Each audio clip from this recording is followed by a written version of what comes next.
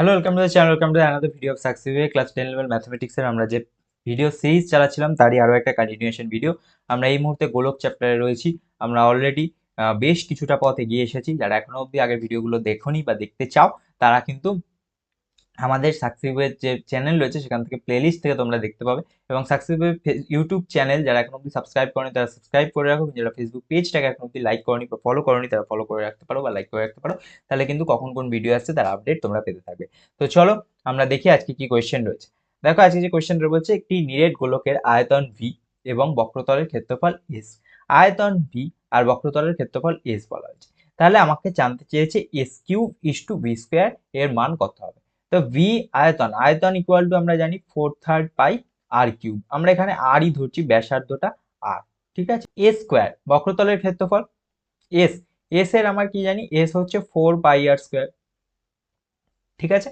এবার এখান থেকে আমাকে এস কিউব আর ভি স্কোয়ার এইটা লিখতে হবে। তাহলে ভি স্কোয়ার, ভি যদি এটা হয় তাহলে ভি স্কোয়ার কি হবে, ভি স্কোয়ার হবে 4/3 পাই আর কিউব তার স্কোয়ার, তাই না।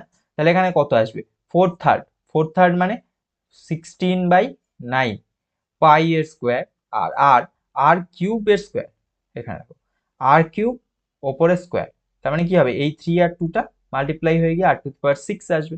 তাহলে এখানে হয়ে যাবে r⁶। নেক্সট, এইখানে এস, এস এর আমাকে কিউব করতে দিয়েছে, তার মানে 4 পাই আর স্কোয়ার তার বলছে কিউব। তার মানে ফোর এর কিউব, ফোর এর কিউব কত, ফোর এর কিউব 4 × 4 16 আর 16 × 4 তাহলে কত হয় 64, তাই না। তাহলে এখানে হয়ে যাবে 64 পাই। পাইটা কত হবে, পাই এর ওপরে কিউব আসবে আর আর আর আর হচ্ছে 3 × 2 যেমন হয়েছে সেরকম 2 এর যদি ওপরে কিউব যায় তাহলে সেটাও তো 6, 2 × 3ও তো 6, তাহলে এখানে r⁶। তাহলে এবার আমি বসাবো এস কিউব, এইটা আমার আগে করতে হবে। তাহলে এখানে 64 পাই কিউব r⁶, ডিভাইড বাই কি হবে, এখানে ভি, ভি স্কোয়ারটা এবার লিখবো 16/9 পাই স্কোয়ার r⁶। তাহলে ফার্স্টে তো r⁶ ক্যান্সেল আউট হবে।